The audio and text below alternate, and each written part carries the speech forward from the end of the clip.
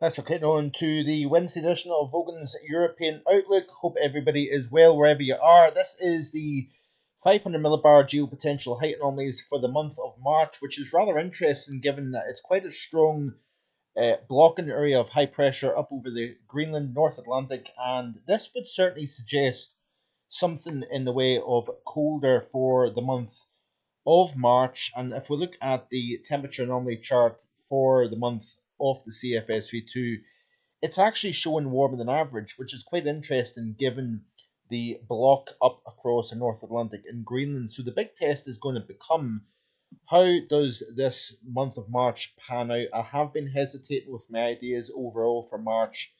I've not been overly enthusiastic, as you probably know, with regards to a cold pattern, given what we've seen during the month of February, given the fact that we had the stratospheric warming, the fact that the MJO looked as if it was favourable, but it was overwhelmed by something different to what we've seen back in December and January. And I've explained already that I think with the tanking of the SOI, the lowest values for a 30-day period, any time during the course of the winter, overridden the pattern in general, and we've seen the firing up of the tropical jet stream, the subtropical jet, the forcing north of the polar jet, and essentially the warmth overdid everything else, all the other teleconnections, and drove what is arguably one of the warmest Februaries on record for the entire northern hemisphere. But this is the 90-day 2 meter temperature anomaly across the planet, and you can see that warmth once again continues to dominate. This is the period pretty much from the end of November through the end of February. So this is looking into the entire winter season, looking back, and this is what the temperature anomaly of the CDAS 0.5 data suggests. So if we look at North America, it has been a very, very mild winter overall, probably one of the mildest on record. Most of northern Eurasia, Europe, the Middle East, even Australia. Obviously, it's just this is the summer just going, but you can see that warmth largely dominates the overall situation. This is interesting actually because it looks as if Scotland, away from, like north of the Central Belt, has actually had an average past 90 days. So Scotland hasn't had an overly warm winter, but really from about the Glasgow to Edinburgh M8 corridor southwards, it has been warmer than average. But the period between the end of November and up till the 24th, 25th of January, we actually had an average to below average temperature profile over the majority of the UK and Ireland. But really, things changed. I think once that SOI did tank, then we started to see the El Nino really kick in and overwhelm the pattern. Look at Scandinavia. It has been a cold past 90 days here. This is for the month to date. Let's look at the year to date, in fact. So this is from the beginning of January, and very similar idea. Notice here that it's actually slightly warmer than average, which is quite interesting over northern portions of Norway, Sweden, Finland, which is quite interesting given the 90-day period. But again, the UK and Ireland largely warmer than average. Average conditions for Highland Scotland.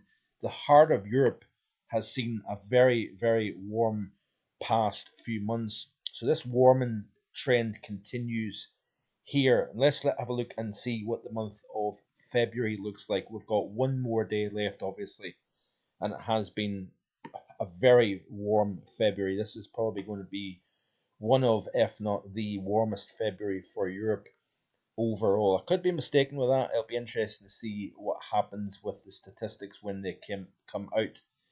But looking at the stratosphere, this is the 10 HPA temperature profile of the GFS, and you can see here another significant warming within the stratosphere, within the upper levels of the stratosphere, 10 millibars. You can see another surge of very strong warming. Now, I've explained already some of my thinking behind why this has been the case, because this has been a frequent occurrence within the stratosphere, really from the autumn right the way up until now. We've seen these waves of strong warming progress out of Siberia across the pole and significantly weakening the mean zonal winds and the polar vortex in general here. The question is, do we see the final warming taking place in the first several days of March, and that is the demise of the polar vortex for another year? Or do we see another recovery? It looks as if some modelling is trying to see a bit of a recovery mid to late March. So it'll be interesting to see. Statistically, middle April is the date at which you would typically expect the final stratospheric warming, but there is models suggesting that that final warming occurs earlier, and that can, not always, but that can lead to a colder spell during the springtime. So we'll watch this space as we go through the next several weeks here. But notice here this strong warming then taking place up over the heart of Europe here. Very strong warming at 10 millibars over Europe, which is quite interesting here. But also, if we look at the 850 temperature anomaly chart here of the same model, this is what's taking place, and this is what's going to cause the Arctic oscillation and possibly the North Atlantic oscillation to go negative. And I think this is the byproduct of that previous sudden stratospheric warming that took place about close to 2 weeks ago now. We're seeing the discharge of bitterly cold air sweeping through Alaska and down into the western and central half of the United States. Temperatures into the 70s. In Chicago, we're going to see a massive whiplash over the next 24-hour period where temperatures are almost summer-like. We'll go back to winter-like conditions with snow in the air. But it's as this cold air gets forced south, likely this is the stratospheric warming now showing up. Remember that strong warming pushing from Siberia across the northern portions of North America, and now I think this is the response to that. But it's that warm surge east of the southward displaced polar air that is then getting forced northwards. And I think what happens is we then see this heat transfer up into the Arctic, forces the heights to rise, and bang, you get the Arctic oscillation going negative. But you notice something here. We've got another surge of warming taking place. This is Sunday, this upcoming weekend. By the way, hopefully we will have a live stream at 4 p.m. this upcoming Sunday. So just to let you know, speaking about Sunday, that is something for us to hopefully look forward to this weekend. The live stream, that would be live stream number 2 of recent times. But you can see the warming taking place over in Greenland, over Siberia, and also we've got this next surge of heat coming northwards over the eastern half of the United States, and that too gets forced then up and joins up with the warming that we are seeing over Greenland, over the Arctic region here. But you notice something, we aren't seeing this cold area over far western Russia, far east of Europe, getting forced eastwards here with that area of higher pressure to the north of the UK and Scandinavia here. We have this cold air that is broken off eastern North America, getting forced into the Atlantic, but it's getting forced further south of the UK. Notice we do have a little bit of a lobe of colder air getting drawn underneath that high over Scandinavia. So I'm kind of starting to contradict myself by saying that we don't see cold air coming eastwards. In fact, it actually is the case. But this is all going to be very interesting here. As this warmth gets forced north, the cold gets forced south. That then causes the Arctic oscillation to go negative, as you can see here. But it looks as if the GFS ensemble is trying to take it back towards neutral once again as we move towards the middle portions of March. The North Atlantic oscillation too arguably is going slightly negative, but not overly. So I still think we've got a competing force going on here. We're seeing the forcing from the tropics. In other words, the El Nino, I think, is still trying to fight back what is trying to take place over the far north of the hemisphere. There's this continuing battle between polar and equatorial, I think, and the El Nino and the equatorial forcing is outdoing what's taking place further north. I think if we didn't have this strong El Nino-like situation going on, I think we would see much colder conditions across our neck of the woods here. That is my hunch, that is my feeling anyway. I do think we will see spells of cold, by the way, during the month of March, but I'm not overly enthusiastic in terms of anything major in terms of cold. In other words, a 2013 or even a 2018, I just don't see that being the case. I think the El Nino is winning that battle um, for the final end game to this winter. So let's have a look and see the overview chart for the next wee while or so here. We'll actually look at the 850 temperature anomalies here and see what's going on. So we've got this cool air coming down around this area of low pressure that is centered over the UK and Ireland here. This is the upcoming Saturday, so the upcoming weekend. We've got bitterly cold air getting drawn east of Canada. We've got that warmth that is now over eastern North America. That is getting forced up into Greenland here, forcing the Arctic Oscillation to go negative. We do have some colder air getting drawn south around this area of low pressure centered over the UK and Ireland. We've got also some very warm air getting drawn northwards over Central and particularly Eastern Europe here.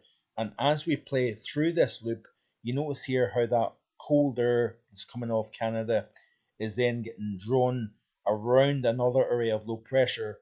But notice here, as we continue to play through this loop, that cold air gets forced southwards through the Azores, into the Canaries, into northwestern Africa. Then, as you notice here, the area of high pressure then develops over Scandinavia. This is a way out the next weekend, by the way, so this is a long way off. But it's generally to give you an idea of how this pattern may, and the question mark is may, materialize. But notice here how it has an area of colder air over Eastern Europe that is at least seen to be trying to push westwards underneath that wheel of high pressure over Scandinavia. Finally, the overview chart. And you can see here that as we move towards the latter half today, we have got, latter half of tomorrow, in fact, deep area of low pressure between Scotland and Iceland here continues to deepen as it tracks slowly eastwards, kind of gets stuck in place because of high pressure further east. But notice here quite messy conditions developing here as we move into the early hours of Friday morning. And it looks as if we may see something a little bit more wintry with this area of low pressure. Let's have a look and see the 850 temperatures to see how cold the air mass we're talking about here. Marginal cold air, as you can see, it is getting drawn southwards around the western side of that low. And as we go back to the overview chart here, you can see wintry precipitation. I think mainly over higher ground. I don't think we're going to see anything major at lower levels here. And then you can see as we continue to play through the loop, there's that area of high pressure trying to build over Scandinavia. Could we get some of that colder over far eastern Russia to then get drawn underneath the high over Scandinavia and into the UK and Ireland? That is going to be the question mark. So I think we are leaning more and more towards a developing Scandi high. The question is how much colder is going to be involved in the pattern. Finally, let's have a look at the snowfall prospects of the GFS here. And we'll get to the right chart. It certainly would help. And look at the snow depth chart here. I think anything over the next several days is going to be mainly high ground. But look at this here. This is quite interesting. By the time we reach 12 UTC on Friday, we do have some snow being picked up on the model across the Republic of Ireland, western and southern portions of Northern Ireland, parts of Wales, Northern England, and the West Highlands of Scotland here. And then as we continue to play through into the early portions of the weekend, it is sniffing out snow cover with some marginally colder air. 2 meter temperature anomalies real quick and see just how much colder than average the actual air temperatures are expected to be. If I can find the right chart, that is, don't know if I can find the 2 meter temperature anomaly chart. I don't know why I'm not seeing that, unfortunately. We'll leave it for that. I think I've spoken long enough. But yeah, we've got some marginally colder air moving in towards the latter half of this work week and into the weekend. How much colder we get will be open to question. How much wintry precipitation we can get also open to question. But nonetheless, there is interesting things going on, and I certainly would encourage you, if you haven't already done so, to like, share, and subscribe. I would greatly appreciate that. See you again tomorrow with more weather updates. Enjoy the rest of your Wednesday evening. Bye for now.